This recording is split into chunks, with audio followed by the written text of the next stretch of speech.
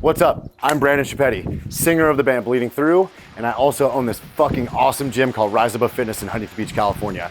And you're watching The Iron Never Lies.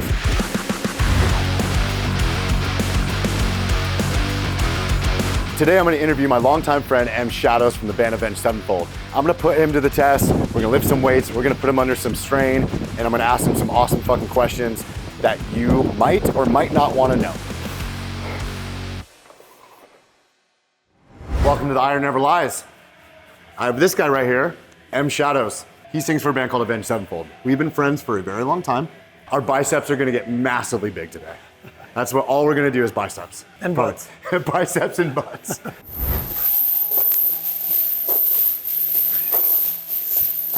Oh, you're gonna work out too? Yeah. I can't be like, dude, do this when like I don't prove that I do this. Yeah, well, we know you. Except the last part, I'm not going to do it at all. Yeah, that's solely for you. When I played guitar for 18 Visions, we played a show with Avenged Sevenfold. And I remember being at James from 18 Visions' house. Yeah. And we're putting a chain reaction show together. We're headlining. And he's like, hey, there's this other band from Huntington Beach called Avenged Sevenfold. And he played the demo, which is crazy. And we're like, fuck, this band's awesome. And they played, and it was kind of like, boom, from there. I think that's when I asked you to sing on Portrait of the Goddess. Yeah. And that was in 2001? Yeah, but I still feel like we knew each other before that. Yeah, Did we tour before that?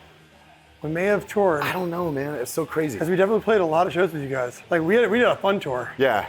And I remember we had debates about black metal and all you guys, like all of us in the vans, dude. Can you imagine doing that now? No. I would never want that to happen. That's like a DJ life. Just like private jets and stuff, maybe. But back then we're in like a van going like, hey, please make it to this fucking show because I don't want to break down and we just want to So you do it in your 20s. Yeah, right. What was the day you're like, hey, I'm gonna fucking play golf? So I've always been a pretty good athlete. True. We'll get into that. So I thought Good athlete. I thought I could pick up anything and just play it right away. Yeah. And we had a tour manager named Jim Carocchio, who's like this old school tour manager, smoking the cigar all the time, always got cash on him type of guy, right? Always have a set of dice and money with him. Right. And he kind of comes in and he's like, hey, you ever play golf? And I'm like, nah, I've never played golf, that lame sport or whatever. He's like, and he starts talking about how he could outdrive me, he could outplay me in golf. I'm sitting there looking at this guy going, there's no way. Yeah. Right, so he takes me out to a golf course in like Scottsdale, and I go out there and I just start fucking shanking balls, just awful. I'm like looking at the ball and I can't hit it, right? It's like this way, that way, and I just became obsessed. I was like, I have to figure out how to figure out how to be good. Because he's sitting there just crushing them. And I'm like, the fuck's this guy? And so I became obsessed, and I bought books, and I started going every day, and then I became a golfer. So I must have been in like 2006. Shit. During like City of Evil. That's crazy. I feel like at a certain point, with people that are in successful bands or art or anything, you got to be mildly obsessive with things. Oh, for sure. You just want to be good at stuff. You want to understand it. And you don't want people that look like they shouldn't be able to run around a track once. Yeah, exactly. To be able to beat you at like literally anything. Which is the same thing that happened in pickleball. Like, I met a bunch of old guys that were talking shit. That were just working you. And I'm like, oh, I'll kill you guys. The next day we get up, fucking just dinking the ball, and I'm just running around like a madman. They're not running anywhere. They're just laughing at you. They're not even sweating. That's crazy. Sport, man. What do you enjoy more, pickleball or golf at this current time of your life? Pickleball. Yeah. Pickleball is taking over the world, people. I don't know if you fucking know this, dude. It's crazy. I enjoy pickleball because my wife plays it. Any friends can play it. My kids play it. So we can all go there and just have a good time. But when we go to play pickleball, my kids are screaming at each other, yelling, cussing. It's like embarrassing. That's fucking awesome. It's like, but they're competitive. It's kind of something that you could do with everybody. Yeah, it's great. Pickleball, everyone. This is why we work out, for pickleball. Exactly. We're pro pickleball players. Who is the best pickleball player in Avenged Sevenfold? I am. Okay. I knew you were going to say that. Who's the second best? Who's the second best? Who's the second best in Avenged Sevenfold? All you got to do is ask Ronnie Radke who the best pickleball player he's ever played against is. Oh, so he's into pickleball. I got him into pickleball. You're going to get me into pickleball too. So. On tour, I showed him how to play once because there was a pickleball things set up outside of Atlanta, and I'm like sitting outside my bus, and I see them out there. They don't know what they're doing. So I walk out there, I'm like, guys, this is how you play, right? And I show them the kitchen. I'm showing them how to play. So we play, and we're having a great time. So the next day, he has his guy go out and buy pickleball nets and all sorts of shit. So every day in the arena, they would tape out pickleball courts. No. And we would play pickleball for probably 4 to 5 hours before every show. Wow. There's even a show when the kids had to be walked, the line had to come through, and we wouldn't stop, and the whole line's watching us out there yelling, screaming. So. Visualize. Yes. M Shadows and Ronnie Radke playing pickleball against each other. It was great. I love it. Good tour. That's sick. You know who else is into pickleball is Weezer. Oh, okay. So that kind of gets me into my next question. Who's the best? We've talked about you playing golf with a lot of people. Who is the best musician golfer that you played with? Morgan from Seven Dust. Really? Yeah, he's a great golfer. Fuck yeah. He's a great golfer. I would not think that. That's the crazy thing about golf. Okay. Yeah. It's like you never know. Like kind of goes back to, you never know who's going to be really good at it. Right. It's like bowling. It's a finesse game. Yeah, It's like, and a lot of those guys that have played a long time, like it just sticks with you. yeah. But Morgan's great. Who's the worst? I mean, there's so many bad golfers. I know, but like, let's just name like a couple dudes. And I'm sorry about those dudes, but they're gonna call. Just I'm call not them. calling Come them out. on, dude. Yeah. Come on. Okay, we'll refocus this question. Who needs to work on their game? You know, Trey Cool could use a little bit of ink on his. Trey, I love Trey, but sometimes he goes to the further up tees, you know. Oh, okay. So, but that's okay. So our little group is like me, Dave, Trey. We play all the time, and we all talk a little bit of shit. Okay, so cool. It's good. Sorry, Trey. What about pickleball? There's so many bad players in pickleball, dude, because they just don't understand it, right? Yeah. It's like just. It's not a power game, more finesse. Yeah, right.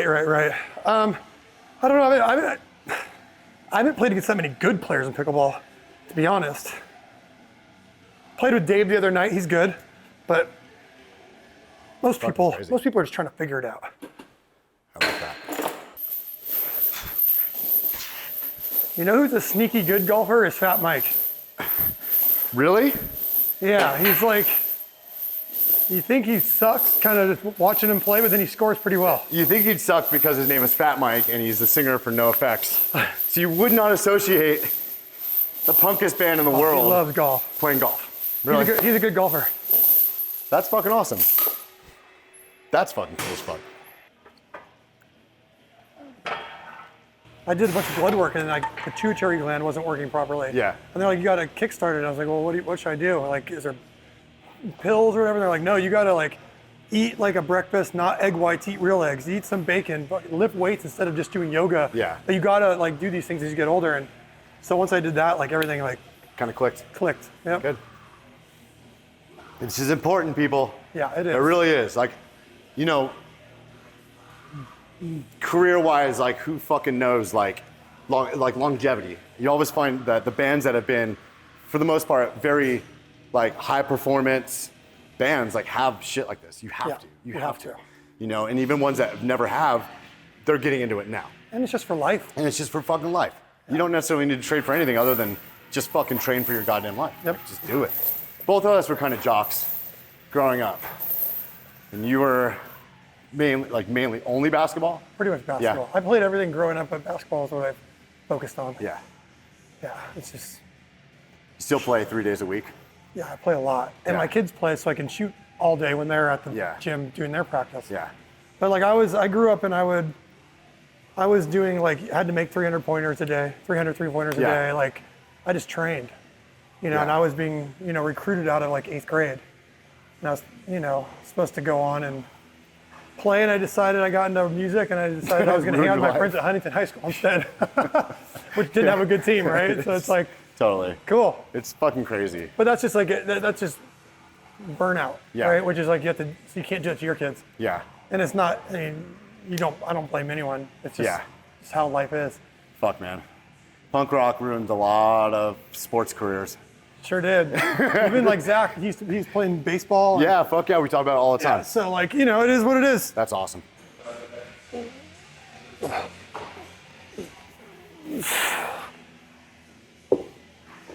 On tour, if we're playing in an arena, we'll have them open up the facilities for whatever hockey team or basketball team or whatever's there.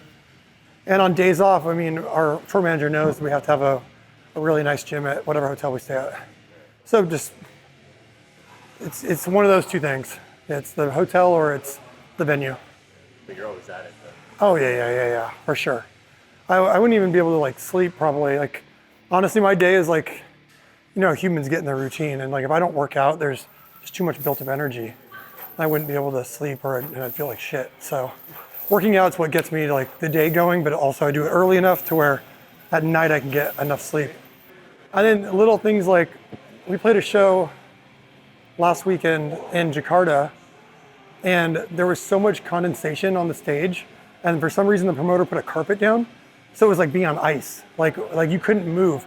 And the first time I figured it out, I jumped and I went into a complete splits, right? Like I fell into splits and I got up and I was like, okay, like if I didn't work out every day, I would have hurt myself bad, like torn something or something weird. But instead I kind of steadied myself, got up and said, okay, yeah, now I understand what I'm dealing with here. I can't move like that. But working out, if I didn't work out, dude, that would have been a pulled groin or ACL or something, you know, like no reason a 42-year-old man should be going to do a splits. Like it just, is this right or no? Like that. That's good. But I've always noticed that you worked on your vocals. Yes. Then you still work on your vocals. Yes. You still go to vocal, like, you still train them, like, every day. Like anything. Every fucking day. What the fuck? That's insane. I think there's a lot of attrition that happens on the road, and we have 2-hour sets now, and I have to be able to sing from the lowest to the highest part of my range. For sure. And if that middle's not open, I'm just dead in the water. And then once I have a bad show, then it's the whole tour. And then you're in your head about it. Yeah, and then it's stressful. So just work on it constantly, give myself the best chance. That's fucking awesome. What is something that I could do that would help me be a better vocalist? I'm just like raw, straight up. I just like. Yeah, I don't know how stressed you get. I'm fucking stressed out all the fucking time. Yeah. I mean, we definitely talked about the studio. Remember, like making it more like a live environment. Yeah. Giving yourself, even if like the chain that you have going on, even if it's not what you're capturing, it's what you're hearing. Yeah. So you're hearing it, so it gives you a performance of a live thing, but then you're capturing something more dry and direct. Yeah. And like sometimes that's a good trick because then you don't have to, because we all know when you get in the studio and you get like this dry vocal mic, you're like, oh my God, that's like the whole track sounds great and I sound like fucking horrible on top of it. But if you can get it to where you sound great even though you're capturing something different, that's kind of a good trick because then you can relax. You can feel like, because we all have those shows where everything's just working. And then we have the shows where nothing's working. And you don't want to be in the studio when nothing's working. Yeah. I think I've been in the studio way too many times when nothing's working. Right, well, me too. I didn't get into music like heavily until like 5th grade. I met Jimmy and he played basketball with me as well, but he's a psycho and he was into all sorts of other stuff. So I went to his room and you can imagine going to like a 1980s room and every wall's filled with tapes. Like tapes everywhere. And I was like, what is all this stuff? And he has drum set set up and just, he could slay and play all that stuff. And I was like, oh, I got into music because of that, you know, like listening to shit and then just getting into like heavy metal So he was stuff. the one that got you like basically like, yeah, my dad kind of kickstarted it a little bit. My dad got me into like the very popular, but at the time popular was really cool stuff. Yeah. It was like Soundgarden, that shit's Nirvana, awesome. Guns N' Roses, Metallica. And then Jimmy got me into like the next level of the extreme stuff, right? Yeah. The stuff you wouldn't get from your K-Rock. Because K-Rock was playing cool stuff at the time. It was Bad Religion and all that stuff. Yeah, but it wasn't like. It wasn't it wasn't underground. To find metal, to find underground back then, it was like you had to like find it. Yeah. That's the whole thing with like, that's why it was called underground. Like, when's the last time you kept hearing about a band so much that I guess I need to hear that? Yeah, you have to be on a social media platform. Yeah. To do that, right? Yeah. And where that wasn't the case before, it was just different, right? It was just a different world. You go to shows, you see T-shirts, or you'd look at the liner notes, or buy CDs. Go to Bionic. Yeah. I'd go to Bionic, and Mike there would tell me, dude, what was cool. I used to look at bands' fucking thanks list. Yeah.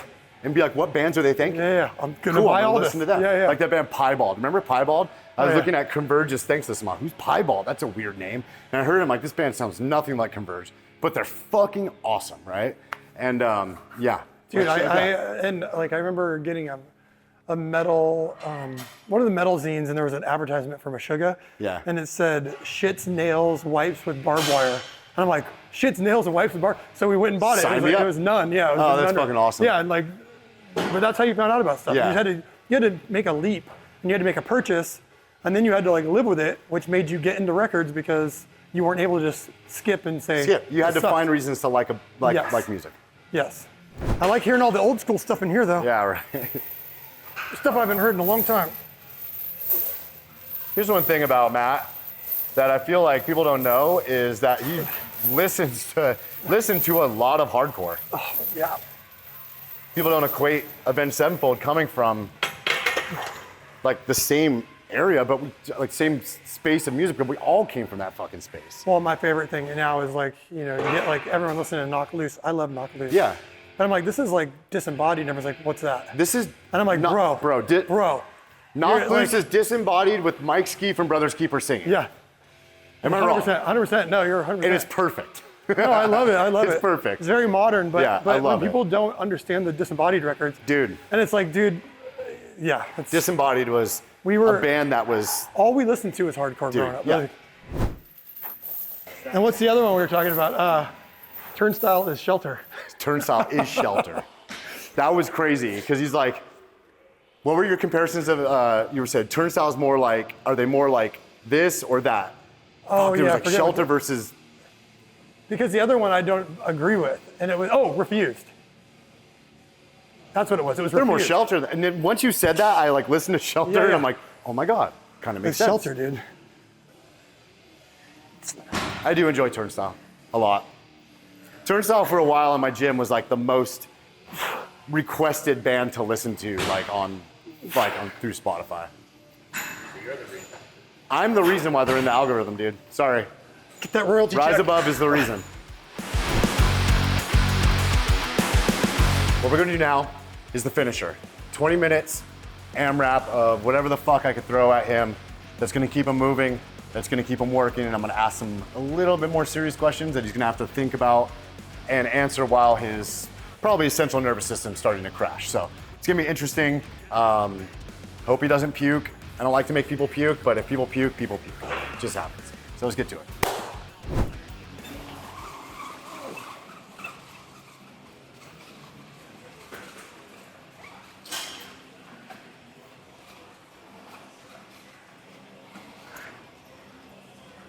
Then toss it in, straight back.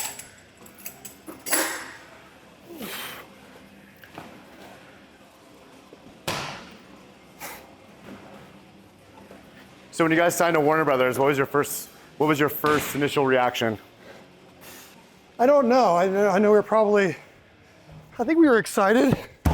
Felt like we had some money finally. That was kind of cool. Yeah.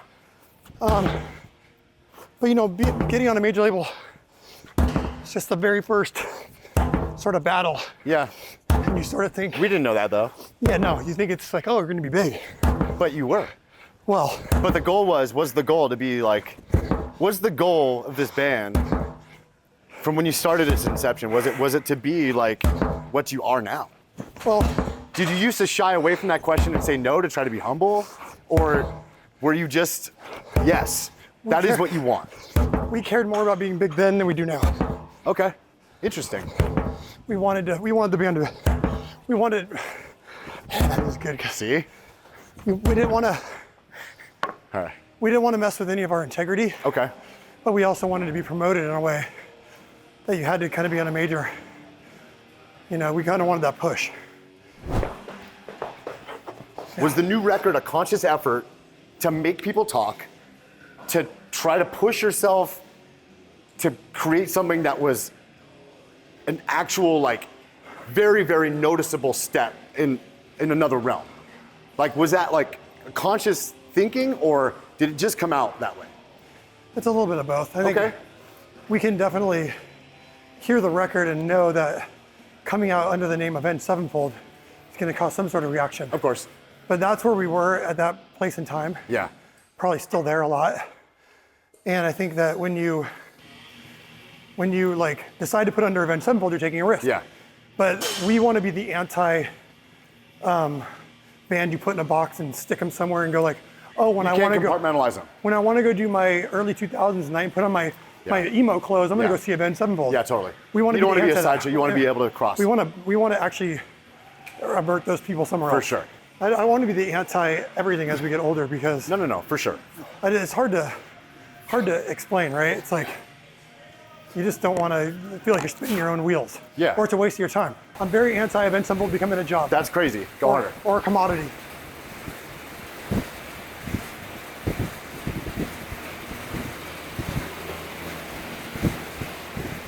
Stay at that pace. Keep going.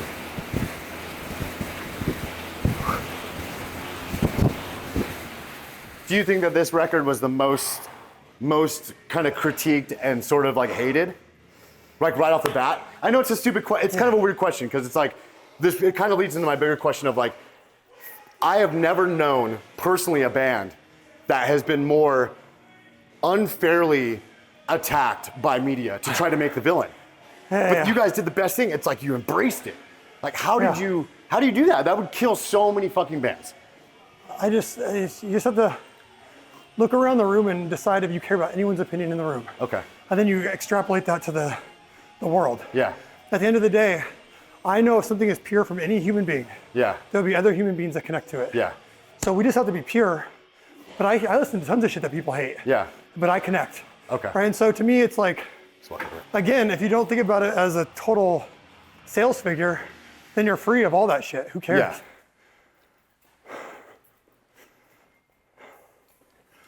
I think, by the way, I think the new music industry, Let's go back to the slide. I think the new music industry has freed everybody of caring about all the old shit that used to make everything suck. Yeah. Like there's a bunch of bands we're listening to right now that a lot of them had records that were kind of sellout records because they went to majors and they tried to fit into what was going on. Yeah. I mean, we're listening to this playlist right now and like VOD's on it. VOD was one of those bands that people were like, they're trying to be commercial and stuff like that. But the Green Droplet record was legendary to all of us. Yeah.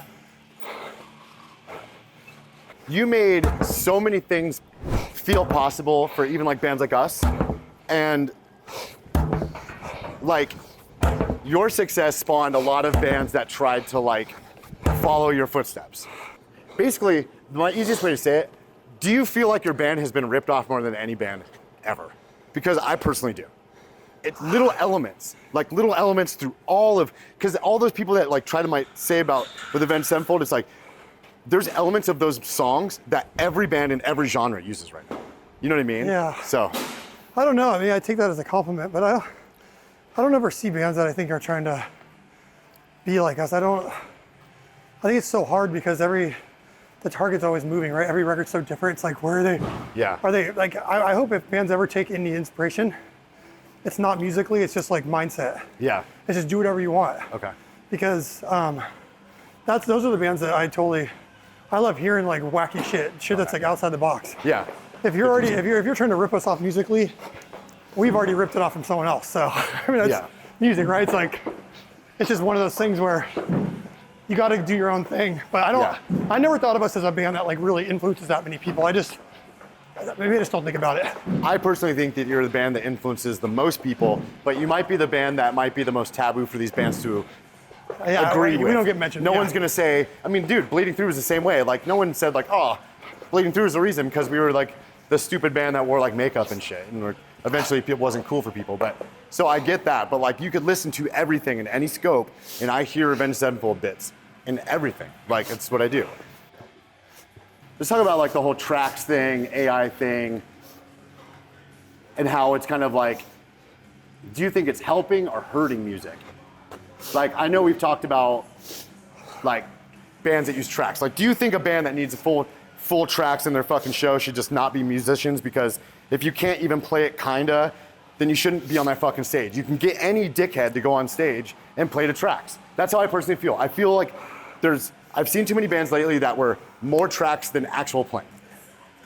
Yeah, the tracks, what bothers me more is when people don't know. Yeah. If people know, I'm totally cool with seeing DJs. I'm totally cool with seeing bands that sound perfect live. I don't really care what any band does, but what annoys me is when, like, you go, like, Axl's having problems with his voice maybe a little bit, right? Like, he's in a spot right now where he could probably use some tune-ups. Yeah. But you go there where everyone's talking shit.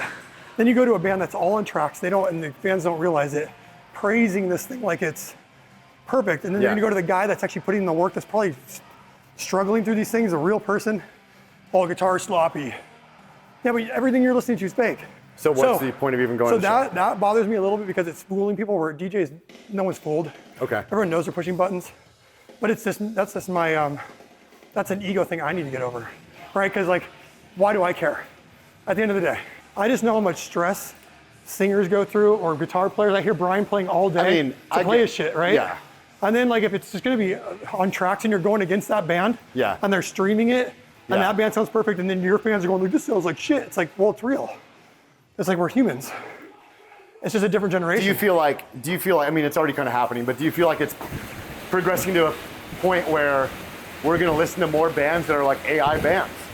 Oh, for sure. Right? For sure. And I think there's a spot for AI.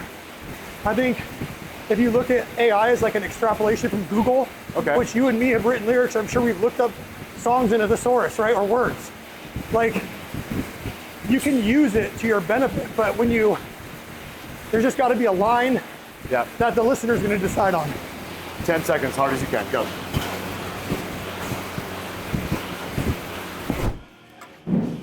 With your music, it's really hard because there's so many elements and there's so many things going on. And people can honestly say, like, oh, well, they play the tracks too. But I'm like, but the thing is, they could play all that shit. Like, it's like, to me, and you don't fucking sing the tracks, any of that shit. And it's it's interesting because when we came out on Warped Tour with an ADAT player and Jimmy would press play. Yes. We had a click track. Nothing on Waking the Fallen's on a click, but City of Evil's on a click. We had keyboards or pianos. Yeah. We had strings. That's it. And every older band gave us shit. Yeah. They would say the other stuff was nothing, never had vocals on tracks, never had any of that stuff. Yeah. And now we're doing the same thing, but we're the real band. Yeah. That's weird. That bucks me up. That you're the people saying the same thing. Well, I'm not even saying it. No, but you feel like it's like. Well, I feel like a dinosaur, to be honest. Oh, I mean, dude. I feel like a get off my lawn type guy. Like. No, well, I just feel like when we go up and we're really playing, I feel like it's an outdated thing almost. It's weird. Weird. Not that I wouldn't do it any other way. Yeah. But I definitely feel like you're not cutting edge. You're playing fucking. It's a weird thing. That's kind of crazy, actually. It's just a feeling, right? Well, I think your feeling's wrong, and I disagree. I think if anything, with this new record, you guys basically, like, as much as people might have an opinion about it, it is going to change music. You're going to see a lot more of it, like, of just musical exploration, like taking chances, using other elements, all that kind of stuff. Well, I was watching the Daft Punk documentary on the plane from Indonesia, and how they were like, how their whole fan base turned on them because of Random Access Memories, because it was real. Which is interesting, right? They're a group, pure electronic. Let's go. They're taking the noise of like putting an 8-inch cable and like the electric current. Yeah. That's what they're making music out of. Yeah. Then they go and make everything real on a record. Real bass, real drums. Yeah. And everyone's like, the fuck? Well, it's like one of the things too, like with, fucking, you guys are my friends. I read comments about every single one of your releases and stuff like that. And, people have commented about like, before, like sometimes your vocals are too like overproduced or too many layers and this and that. And then you do this record and it's like a solo voice and people are like fucking bummed out about it. Like saying like, oh, what happened? He must have lost his voice. He can't do these different harmonies. Yeah. The type of shit that I hear is insane, but. Well, they want me to all be like, "Yeah," for everything, and it's not this type of song. Yeah. And if you don't do that, then of course you lost it. You know. You're a fucking dinosaur. And by the way, the internet is so full of Shit. the worst opinions that like get traction somehow. Yeah. Metal Injection does all those opinions. I just mean people, they're like, oh, he's using this technique. No, yeah, It's like, I know. what do you, I've never heard that in my life. What are you talking about? Like, are you all vocal experts? It's kind of crazy. Like, bands that I meet now are asking me what I do, techniques I use for like vocals. And I'm like, dude, I don't even know what the fuck you're talking about. I grab a microphone, I scream, I don't know. Sometimes it comes out good, sometimes it comes out bad. That's why I've always been an admiration of your professionalism, the fact that you go to fucking vocal lessons every goddamn day, which is insane. It's insane. It's there, dude. Let's get on these ropes. Come on.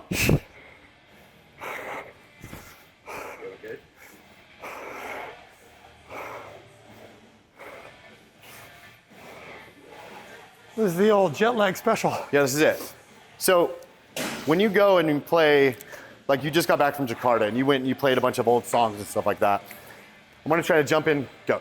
I want to try to jump into like what you feel about that. Like when you go play these old songs you haven't played in a while, and maybe some of the stuff that has like Rev and some of the stuff that was really big with him that you just, do you rediscover those emotions of like playing that music? Do you transport back to like that time? The old songs seem very simple Yeah. for where we're at now. So it was kind of a relief. Was it? Yeah. But a song like Save Me, lyrically it hit me. Right? Because Jimmy had just died and it was about him. We hadn't played in a long time. Yeah. Talking about him. And then that's a song that we took out and I said, wow, this might be one of our best put together songs. Mm-hmm. Even live, 11 and a half minutes and it just translates. Yeah. But some of the other ones, I'm like, I'd do it different, right? Like, Yeah, it is what it is. But also, going into Jakarta, doing something that they enjoy, but also playing 5 new songs and making sure that they realize that we're not gonna be stuck in the past, even if they are. Yeah. We're gonna move forward. So Good. This is your show, but next time, we don't know what we're gonna give you.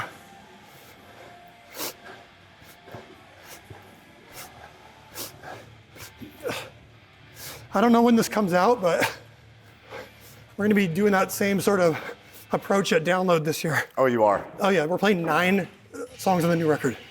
9?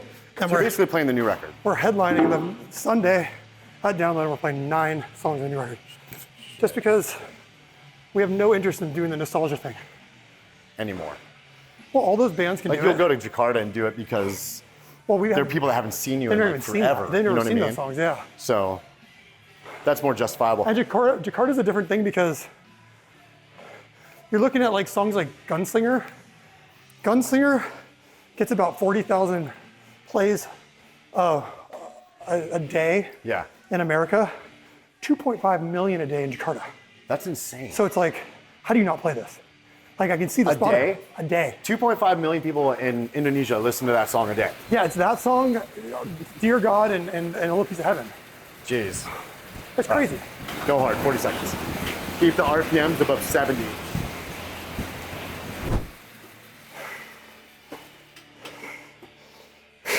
Right? Matt, is this a business for you or do you still love this like it's a fucking band playing in a fucking bedroom?